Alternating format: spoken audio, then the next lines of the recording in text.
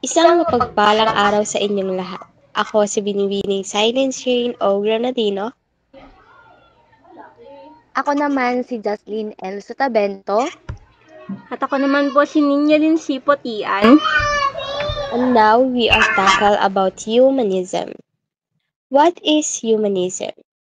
This slide explains that humanism is a way of thinking about life where people focus on living ethically and with purpose, without relying on beliefs about gods or supernatural things.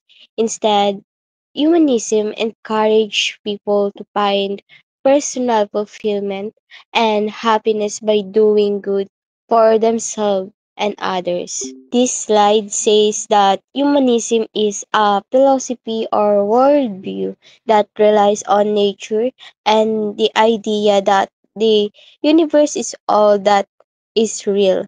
Humanists don't believe in supernatural being, miracles, or life after death. Instead, they try to understand the universe using science, logical reasoning, and evidence, aiming to get reliable knowledge by questioning and checking ideas. This slide highlights that humanism values scientific inquiry as the best way to learn about the natural world and human existence. It rejects supernatural explanations and trusts what science discovers from experiment and observation. This helps humanists support human well-being and self-awareness. Humanism ay isang pananaw na nagbibigay halaga sa tao bilang sentro ng kaalaman, moralidad at pag-unlad. Sa ganitong pananaw, ang agham ay may mahalagang papel. Ang agham ay mahalaga sa humanismo dahil pinapalakas nito ang tao sa pamamagitan ng kaalaman at paglilinay. Tinutulungan tayong maunawaan ang ating sarili at ang mundo, na nagdudulot ng intelekwal at etikal na pag-unlad dahil likas na mapanuri at bukas sa pagbabago ang agham at tumutugma sa mga prinsipyo ng humanismo gaya ng malayang pag-iisip at demokrasya.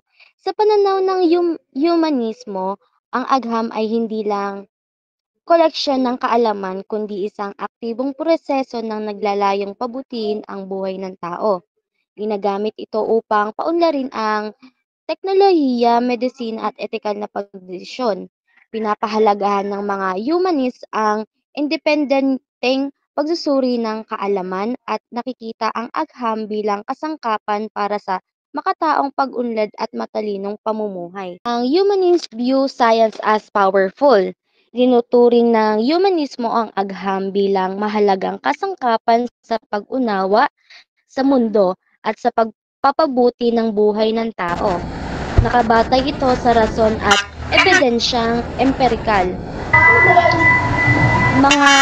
Sa mga supernatural na paliwanag ng scientific revolution, pinapalakas ang humanismo ng kritikal na pag-iisip at humihiwalay sa rehiyong dugma at sa mga pagsulong ng katarungan, malasakit at paglusilba ng mga suriling panglipunan. Humanism naman ay isang philosophy that focuses on reason, science, and compassion. Ibig sabihin naniniwala ito na ang mga tao ay dapat gumagamit ng isip at agham para maunawaan at mapabuti ang mundo. Hindi siya umaasa sa supernatural or sa divine intervention kasi para sa mga humanist, tao mismo ang may kakayahan na magdesisyon at bumuo ng solusyon sa mga problema. Bukod doon, sinusuportahan ng humanism ang demokrasya, open societies, human rights, at social fairness. Naniniwala sila na pantay-pantay ang lahat at dapat may respeto at katarungan sa bawat isa. Humanism welcomes new technological developments, ibig sabihin bukas sila sa mga bagong tuklas sa agham at teknolohiya. Ang mga humanist ay hindi natatakot sa mga pagbabago or innovation dahil gusto nilang makibahagi sa mga bagong scientific discoveries para magamit ito sa moral at makataong paraan lalo na pagdating sa pag-aalaga ng kalikasan.